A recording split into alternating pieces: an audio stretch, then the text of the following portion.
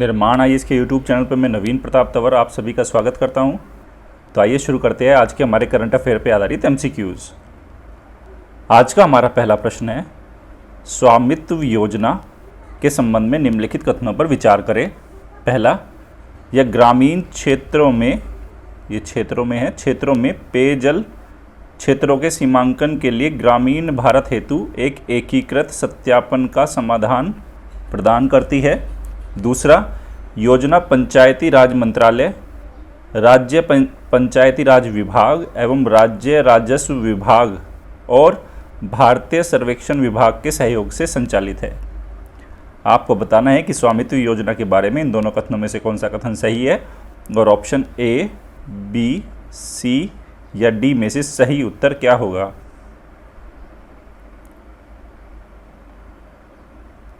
और इस प्रश्न का सही उत्तर है ऑप्शन बी। देखिए, ऑप्शन बी का मतलब स्टेटमेंट सेकंड करेक्ट हुआ, फर्स्ट रॉन्ग हुआ। अब फर्स्ट रॉन्ग क्यों हुआ देखते हैं। इसमें लिखा है कि स्वामित्व योजना ग्रामीण क्षेत्रों में पेयजल क्षेत्रों के सीमांकन के लिए। नहीं, ये पेयजल क्षेत्रों के सीमांकन के लिए योजना नहीं है। मैं बता देता हूँ, जो स्वामित्व योजना है, स्वामित्व योजना ये ग्रामीण क्षेत्रों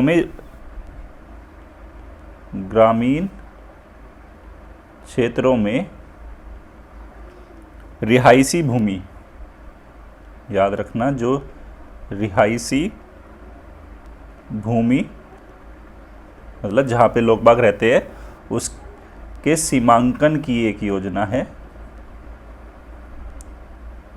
ठीक है, तो ये पेयजल क्षेत्रों के सीमांकन के लिए नहीं है, ग्रामीण क्षेत्रों में रिहायशी क्षेत्रों के सीमांकन के लिए ग्रामीण भारत हेतु एक एकीकृत सत्यापन का समाधान प्रदान करती है। आगे डिटेल में बताऊंगा कि बेसिकली है क्या। तो पहला स्टेटमेंट रॉन्ग हुआ। सेकंड, जो ये योजना है पंचायती राज मंत्रालय, राज्य पंचायती राज विभाग और राज्य राजस्व विभाग और भारतीय सर्वेक्षण विभाग के सहयोग से संचालित हो रही है, बिल्कुल सही है, इसलिए सेकंड स्टेटमेंट सही है। अब देखते हैं स्वामित्व योजना है क्या। नेक्स्ट स्लाइड पे ये देखिए, पीआईबी में प्रकाशित एक खबर है, स्वामित्व योजना। देखो बेसिकली है क्या, ग्रामीण क्षेत्रों में बेसिकली ड्रोन के जरिए जो रिहायशी क्षेत्र है उनको सीमांकन करने की एक ये योजना है, क्योंकि ग्रामीण क्षेत्रों में जो लैंड को लेके जो डिस्प्यूट्स होते हैं उनका समाधान प्रस्तुत करेगी, लोगों के जो रिहायशी क्षेत्र है उसका सीमांकन करेगी, ताकि उसके बाद ड्रोन टेक्निक से उसकी मैपिंग करके प्रॉपर मैप दिया जाएगा और उस मैप के बाद उसका जो इस्तेमाल कर सकेंगे वो किसके लिए कर सकेंगे, एक मॉर्टगेज के रूप में कर सकेंगे, जिससे बैंक से उनको लोन मिल सकेगा। तो इस बात को आप ध्यान रखना। तो ये स्वामित्व योजना हुई। ठीक है, तो ये क्या है, योजना पंचायती राज मंत्रालय, राज्य पंचायती राज विभाग, राज्य राजस्व विभाग और भारतीय सर्वेक्षण विभाग के सहयोग से देखो ड्रोन तकनीक के द्वारा नवीनतम सर्वेक्षण विधि का उपयोग करेगी। किस लिए कि ग्रामीण क्षेत्रों में जो रिहायशी भूमि है उसका क्या किया जा सके, सीमांकन। तो सीमांकन होगा तो बेसिकली ड्रोन से मैपिंग करके एक डिजिटल सर्टिफिकेट लोगों को गांव में मिल जाएगा, जिसका इस्तेमाल कई बार क्या होता है ना, इंस्टीट्यूशनल क्रेडिट नहीं मिल पाता गांव के लोगों को, बैंक उनसे, भाई शहरी क्षेत्रों में तो क्या होता है ईजिली आपके पास डॉक्यूमेंट अवेलेबल होते हैं। तो यहाँ इस ड्रोन टेक्निक के ज़रिए क्या किया जाएगा, जो रिहायशी क्षेत्र है उसका सीमांकन किया जाएगा, ग्रामीण क्षेत्र के लोगों को डिजिटल सर्टिफिकेट जारी किए जाएंगे, जिनका इस्तेमाल वो मॉर्टगेज के रूप में बैंक में कर सकता है और इंस्टीट्यूशनल क्रेडिट मिलने में उनको सुविधा भी होगी, और जो डिस्प्यूट्स है प्रॉपर्टी को लेके उनका भी समाधान आसान हो जाएगा। तो ये स्वामित्व योजना है, इसको याद रखेंगे। तो इसमें कौन है, पंचायती राज मंत्रालय है केंद्र का, राज्यों के पंचायती राज विभाग होंगे, राज्यों के राजस्व विभाग होंगे और भारतीय सर्वेक्षण विभाग के सहयोग से ये योजना चलाई जा रही है या चलाई जाएगी।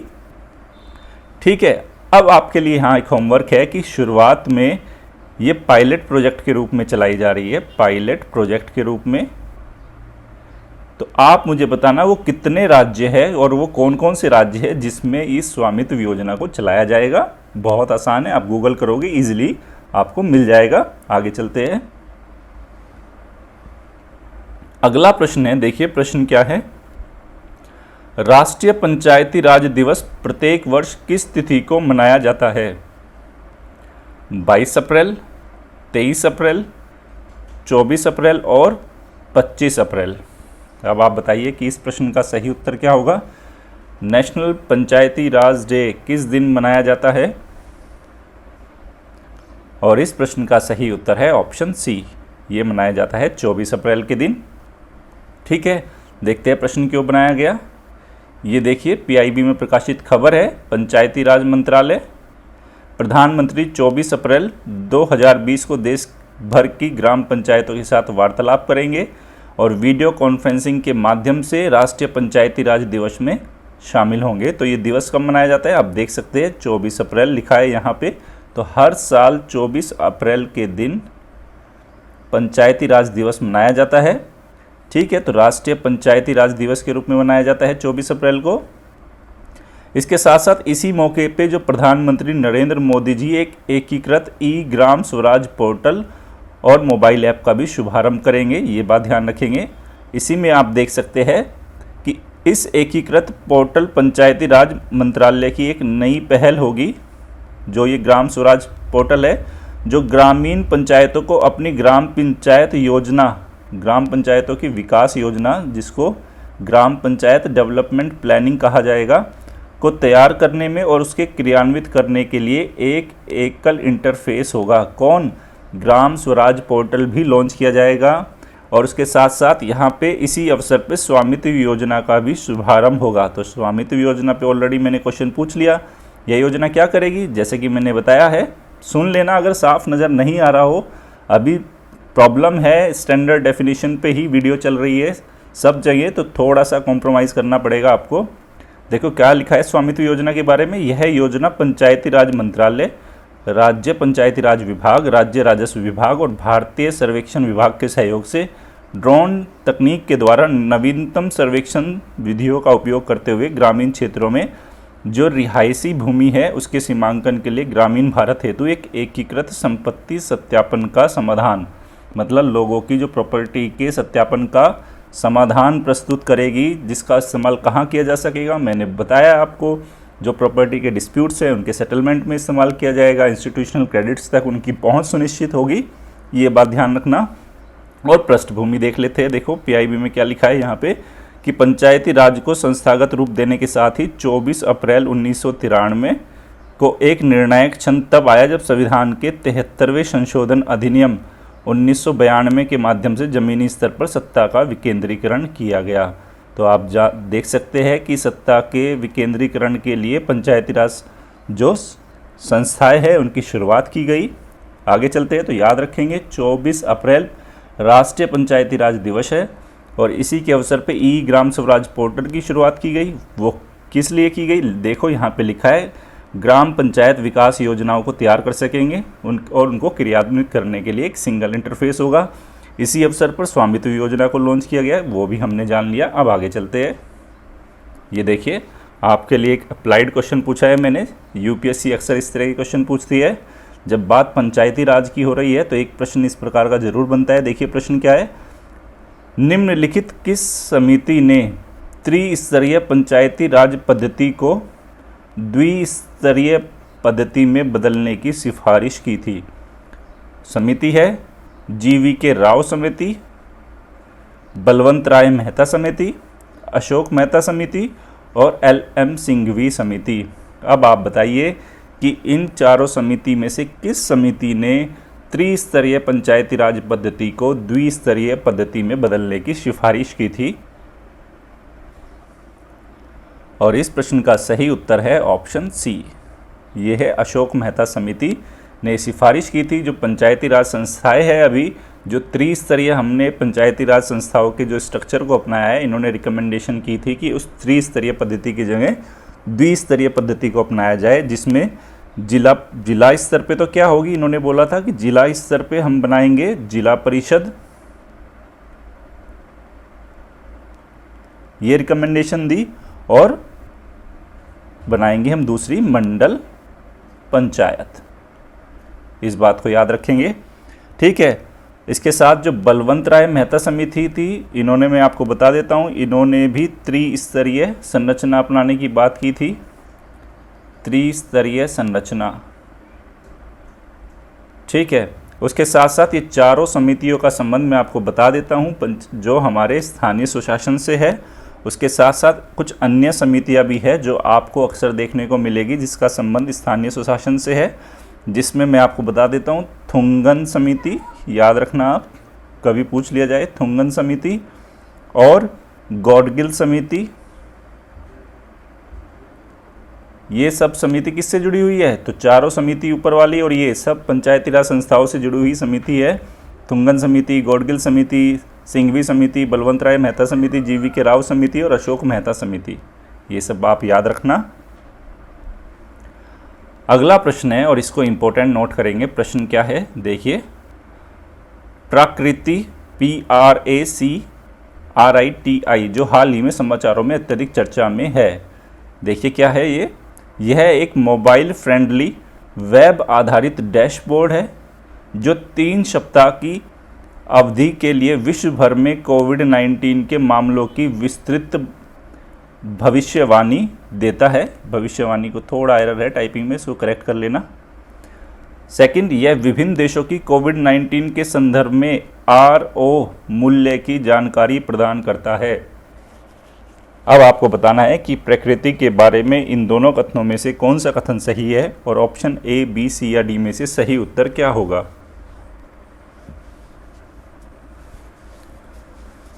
और इस प्रश्न का सही उत्तर है ऑप्शन D।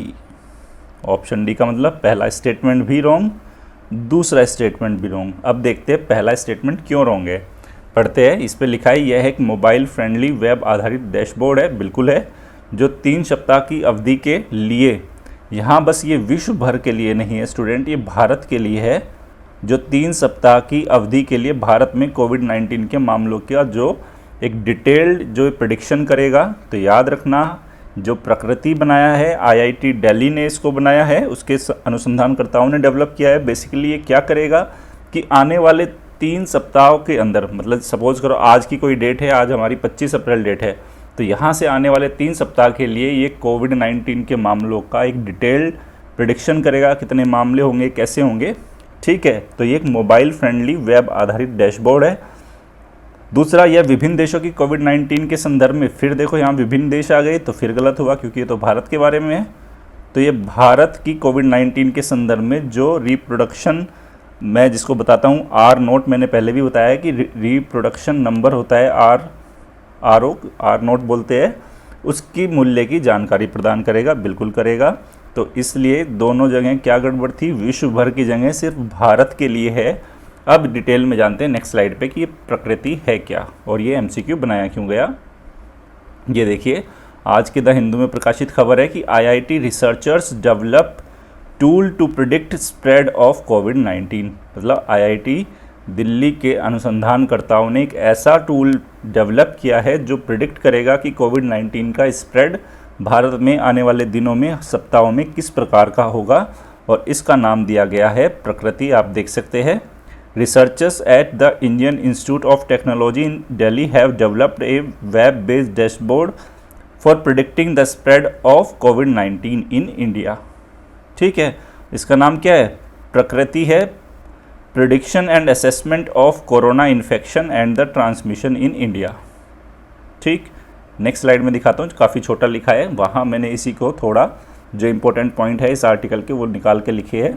ये चलिए, ये देखिए यहाँ पे है प्रकृति, ये क्या है, डैशबोर्ड है जो प्रिडिक्ट करता है स्प्रेड ऑफ कोविड-19। देखते हैं प्रकृति की फुल फॉर्म क्या है, prediction and assessment of corona infection and transmission in India. अब देखो क्या है, ये जो अनुसंधान करता है कहाँ के, Indian institute of technology in Delhi, IIT Delhi के जो शोधकर्ता है उन्होंने रिसेंटली डेवलप्ड ये वेब आधारित डैशबोर्ड है, नाम क्या है, प्रकृति। क्या करेगा, प्रिडिक्ट करेगा स्प्रेड ऑफ कोविड-19 इंडिया, जो भारत में कोविड-19 का प्रसार किस प्रकार होगा, कैसे वो फैलेगा, उसके बारे में आने वाले सप्ताहों में क्या स्थिति रहेगा, उसका ये प्रिडिक्ट करता है। अब ये क्या है, ये mobile friendly web based dashboard है, बिल्कुल ये स्टेटमेंट बनाया था मैंने। It gives the state wise, देखो it gives detail state wise, राज्यवार और जिलेवार प्रेडिक्शन करता है किसका, कोविड-19 के केसेस का, कहाँ, इंडिया में आने वाले 3 वीक की अवधि के लिए, मतलब 3 सप्ताह की अवधि के लिए बता देगा कि किस राज्य में और किस जिले में किस प्रकार के कोविड-19 के केसेस आएंगे, ठीक है, और वो कितनी संख्या में आएंगे, ये सारा प्रेडिक्शन करेगा। और prediction are updated on weekly basis, और ये सप्ताह के आधार पे इनको प्रेडिक्शन को अपडेट किया जाएगा। फिर देखिए ये क्या देता है, it provides the RO value, जिसको रिप्रोडक्शन नंबर भी बोलते हैं, of each district and state, मतलब ये बता देगा रिप्रोडक्शन नंबर। आपको अगर याद हो तो मैंने बताया था कि रिप्रोडक्शन नंबर वह नंबर होता है जो ये बताता है कि एक संक्रमित जो पेशेंट है, मरीज़ है, वो कितने और पेशेंट्स को संक्रमित करने की उसकी जो एक संख्या होता है, प्रोबेबल नंबर होता है, उसको R0 बोलते हैं। तब ये डैशबोर्ड ये भी बताएगा कि जो R0 वैल्यू ईच डिस्ट्रिक्ट की और स्टेट की क्या होगी, मतलब किस राज्य में वो कितनी तेज़ी से फैलेगा, वो सारी चीज़ें बताएगा by using data available from the ministry of health and family welfare, जिसके लिए किसका डेटा इस्तेमाल करेगा, वो स्वास्थ्य और परिवार कल्याण मंत्रालय का, national disaster management authority NDMA का, और वर्ल्ड हेल्थ ऑर्गेनाइजेशन का। तो काफ़ी ये महत्वपूर्ण है, इसको ध्यान रखेंगे। आगे चलते हैं। अब ये देखिए अगला प्रश्न क्या है, प्राय समाचारों में दिखाई देने वाली सर्कुलर इकोनॉमी शब्दावली का प्रयोग निम्नलिखित किसके संदर्भ में किया जा रहा है। पहला, ऊर्जा गहन अर्थव्यवस्था के संदर्भ में, B, वैश्विक अर्थव्यवस्था में मंदी और तेजी के संदर्भ में, C, ऐसी अर्थव्यवस्था जिसमें पुनः उपयोग और पुनरावर्तनीय सामग्रियों के उपयोग को बढ़ावा दिया जाता है। उसके साथ D, ऐसी अर्थव्यवस्थाएं जो संरक्षणवाद का सहारा लेती है। अब आपको बताना है कि सर्कुलर इकोनॉमी जो शब्द, जो टर्मिनोलॉजी अक्सर न्यूज़पेपर्स में, मैगजीन में यूज़ होती है, उसका संबंध A, B, C या D में से किससे है। सोच समझ के बताना आप इसका जवाब। और इस प्रश्न का सही उत्तर है ऑप्शन C। ये एक ऐसी अर्थव्यवस्था को बताता है जहां पुनः उपयोग और पुनरावर्तनीय सामग्रियों के उपयोग को बढ़ावा दिया जाता है, सर्कुलर इकोनॉमी। नेक्स्ट स्लाइड में दिखाता हूँ किस तरह से काम करती है ये देखिए एक सर्कुलर इकोनॉमी का मैंने डायग्राम दिखाया है, कैसे काम करती है। सपोज करो आपने किसी भी प्रोडक्ट का डिज़ाइन किया, उसका प्रोडक्ट का रीमैन्युफैक्चरिंग, डिस्ट्रीब्यूशन हुआ, कंजप्शन हुआ, रिपेयर और रीयूज़, उसका पुनर्इस्तेमाल करेंगे। फिर अगर कुछ अपशिष्ट निकलता है, रेजिडुअल वेस्ट निकलता है, उसको रिसाइकिल किया जाता है, रिकवर किया जाता है और फिर से मटेरियल प्राप्त किया जाता है और फिर से उसको उसी अर्थव्यवस्था के चक्र में, डिज़ाइन में, मैन्युफैक्चरिंग में, डिस्ट्रीब्यूशन में, कंजप्शन में लेके आया जाता है। तो बेसिकली हम कर क्या रहे हैं कि हम पुनर्उपयोग के लिए, मतलब ज़्यादा से ज़्यादा हम उनको रिसाइकिल कर सके, रीयूज़ कर सके, उस पे बेस्ड जो इकोनॉमी होती है उसको बोला जाता है सर्कुलर इकोनॉमी। उम्मीद कर रहा हूँ कि आपको ये समझ में आया होगा और एग्ज़ाम में अगर आता है तो बिल्कुल कंफ्यूज मत होना। सर्कुलर इकोनॉमी कई बार जो हम एक साइक्लिक, और जो मैंने साइक्लिक वाला भी आपको बताया था, साइक्लिक, उससे आप इसको कंफ्यूज मत करना साइक्लिक में, और ये सर्कुलर है तो वो अलग चीज़ थी। वो साइक्लिक क्या था वो मैंने आपको ऑलरेडी MCQ की सीरीज़ में करा चुका हूँ। बस यहाँ सर्कुलर को याद रखना आप कि हम रीयूज़, रिसाइकिल और इनको बार बार यूज़ करते हैं, किसको, मटेरियल को, प्रोडक्ट्स को। ठीक है, आगे चलते हैं। अगला प्रश्न देखिए क्या है प्रश्न, प्रायः समाचारों में नज़र आने वाले अदिस अबाबा कार्य योजना, अदिस अबाबा एक्शन एजेंडा का संबंध निम्नलिखित किससे है। ए, सतत विकास लक्ष्यों के क्रियान्वयन से, ये लक्ष्य है, मैं लिख देता हूँ अलग से, लक्ष्य के क्रियान्वयन से। बी, आपदा प्रबंधन एवं वैश्विक कार्य योजना से। सी, स्वच्छ ऊर्जा और परिवहन पर वैश्विक एजेंडा से। और समुद्री सुरक्षा पर साझा वैश्विक रणनीति से। तो अब आपको बताना है कि अदिस अबाबा एक्शन जो एजेंडा है, A, B, C या D, किससे संबंधित है। सोच समझ के जवाब देना। और इस प्रश्न का सही उत्तर है ऑप्शन A। मतलब सतत विकास लक्ष्यों के क्रियान्वयन से जुड़ा हुआ है अदिस अबाबा एक्शन एजेंडा, याद रखेंगे इसको। चलते हैं देखते हैं क्या है ये देखिए, फाइनेंसिंग फॉर डेवलपमेंट। आप देख सकते हैं country reach historic agreement to generate financing for new sustainable development agenda, जिसको अदिस अबाबा एक्शन एजेंडा के नाम से जाना गया। आप इसको याद रखना, अगर आ जाता है एग्जाम में अदिस अबाबा एक्शन एजेंडा तो किस लिए यूज़ हो रहा है? सतत विकास लक्ष्यों को एग्जीक्यूट करने के लिए संबंधित है ये। आगे चलते हैं, ये देखिए अगला प्रश्न क्या है। कोडेक्स मानक, कोडेक्स स्टैंडर्ड जो प्रायः समाचारों में चर्चा में रहते हैं, उनके बारे में देखते हैं क्या है ये खाद्य पदार्थों के अंतर्राष्ट्रीय व्यापार में गुणवत्ता एवं सुरक्षा को बनाए रखने में सहायता प्रदान करते हैं।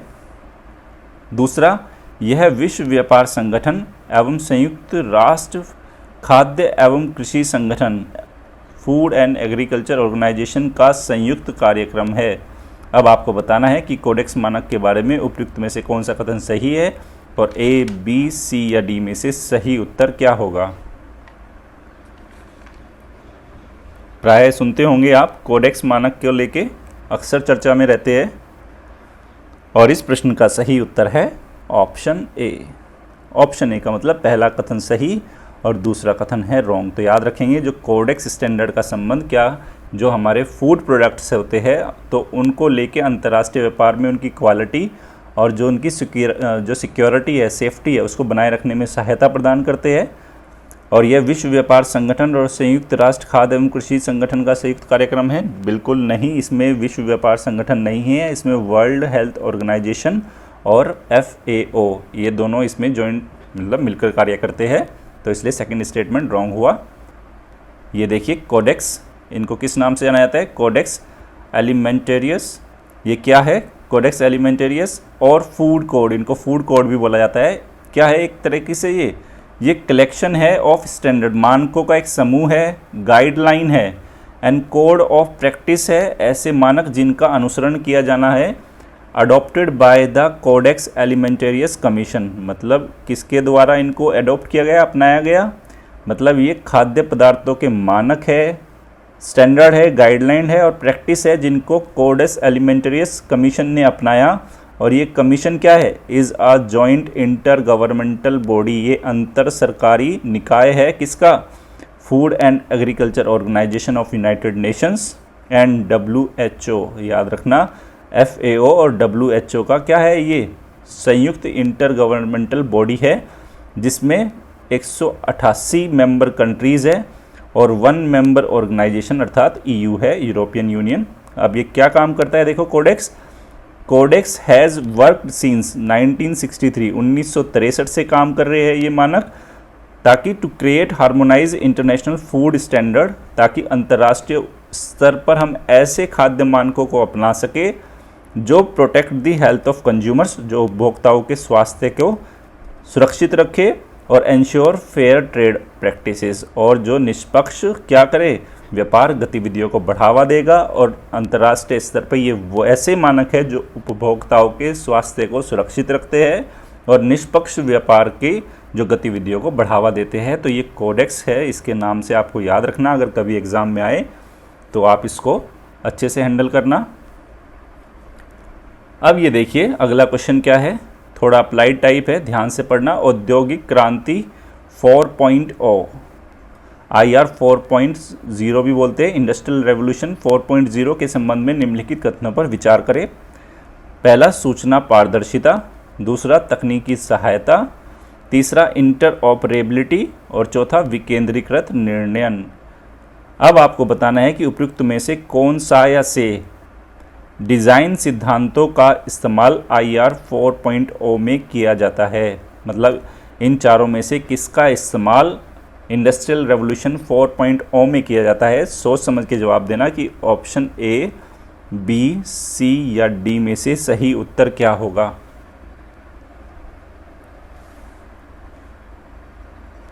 और इस प्रश्न का सही उत्तर है ऑप्शन D, मतलब सूचना पारदर्शिता, तकनीकी सहायता, टेक्निकल असिस्टेंस, इंटरऑपरेबिलिटी और जो डिसेंट्रलाइज्ड जो डिसीजन मेकिंग है उसको शामिल किसमें किया जाता है? इंडस्ट्रियल रेवोल्यूशन 4.0 के इसके जो डिज़ाइन के प्रिंसिपल्स है उनमें मतलब इनका इस्तेमाल किया जाता है IR 4.0। याद रखना, सूचना पारदर्शिता भी है इसमें, तकनीकी सहायता भी है, इंटरऑपरेबिलिटी भी है और विकेंद्रीकृत निर्णय भी है। इसलिए प्रश्न का सही उत्तर हुआ डी, 1, 2, 3, 4। अब देखिए आज का हमारा अभ्यास प्रश्न, 25 अप्रैल का अभ्यास प्रश्न क्या है? अभ्यास प्रश्न है, हाल ही में समाचारों में चर्चा में रहे एलिफेंट बॉन्ड का संबंध निम्नलिखित किससे है? ए, ये भारतीय निवेशकों को उत्तर पूर्वी राज्यों की विकास परियोजनाओं में निवेश करने के लिए कर प्रोत्साहन प्रदान करता है। बी, यह विदेशी निवेशकों को प्रदान किए जाने वाला एक ब्याज मुक्त बॉन्ड है। सी, भारतीय निवेशकों को घाटे में जा रही PSU में निवेश के लिए कर प्रोत्साहन प्रदान करता है। और डी, लोगों पर मुकदमा चलाने के डर के बिना अपने बंद अपतटीय पैसे को लाने के लिए एक अवसर प्रदान करता है। अब आपको बताना है कमेंट सेक्शन में लिख के कि एलिफेंट बॉन्ड का संबंध निम्नलिखित किससे है। इस तरह के प्रश्न अक्सर UPSC में पूछे जाते हैं, सोच समझ के जवाब देना। आगे चलते हैं। कल मैंने आपसे एक प्रश्न पूछा था, 24 अप्रैल का अभ्यास प्रश्न था, और वो प्रश्न क्या था? विकास बैंक अर्थात डेवलपमेंट बैंक के संबंध में निम्नलिखित कथनों पर विचार करें। देखते हैं पहला कथन क्या है। ये गहन निवेश के लिए दीर्घकालिक ऋण प्रदान करते हैं, बिल्कुल करते हैं। भारतीय औद्योगिक वित्त निगम अर्थात industrial finance corporation of India देश का प्रथम विकास बैंक है, बिल्कुल। तीसरा, ये बैंक केंद्र और राज्य सरकारों दोनों से मांग जमाए स्वीकार करते हैं, डेफिनेटली बिल्कुल स्वीकार करते हैं। तो कुल मिला के इसने क्या पूछा था कि मैंने जो प्रश्न क्या था कि उपयुक्त में से कौन सा कथन सही है? ये नहीं है क्यों आ रहा है, मुझे बार बार समझ नहीं आ रहा। मैंने सही है पूछा है, ये देखिए हमें बताना था कि कौन सा कथन सही है, और इस प्रश्न का जो सही उत्तर है ऑप्शन डी, मतलब 1, 2, 3 तीनों ही सही है। ज़्यादातर बच्चों ने, कुछ ने गलत भी जवाब दिए, कुछ ने, मतलब इस बार ज़्यादातर बच्चों ने गलत जवाब दिए, बहुत कम बच्चों ने इसका सही जवाब दिया। मैं चाहूँगा कि आप अच्छे से पढ़ें चीज़ों को, कंसेप्ट क्लियर करें अपना, और कमर्शियल बैंक, डेवलपमेंट बैंक क्या होते हैं, किस तरह से काम करते हैं। देखो पूरा बैंकिंग सिस्टम प्रीलिम्स के पॉइंट ऑफ व्यू से बहुत ज़्यादा इंपॉर्टेंट है। जितने छोटे छोटे टाइप के टर्म्स आ रहे हैं, बैंक्स आ रहे हैं, उनका क्लासिफिकेशन आ रहा है, सब आपको बहुत अच्छे से क्लियर होना चाहिए, तभी प्रीलिम्स का क्वेश्चन जो इकोनॉमी का तभी हैंडल होगा। ध्यान रखना, इकोनॉमी गेम चेंजर है प्रीलिम्स में, आप ध्यान रखना। एनवायरनमेंट इकोलॉजी के साथ साथ इकोनॉमी इन दिनों बहुत बड़ा रोल प्ले कर रहा है आपके प्रीलिम्स को क्वालिफाई करने में, इसलिए अच्छे से पढ़ के जाना है स्टूडेंट्स। निर्माण IAS की daily current affair based MCQ की आज की सीरीज़ यहीं समाप्त होती है। अगर आपको सीरीज़ पसंद आ रही है तो हमारे YouTube चैनल को लाइक कीजिए, शेयर कीजिए और सब्सक्राइब कीजिए। धन्यवाद।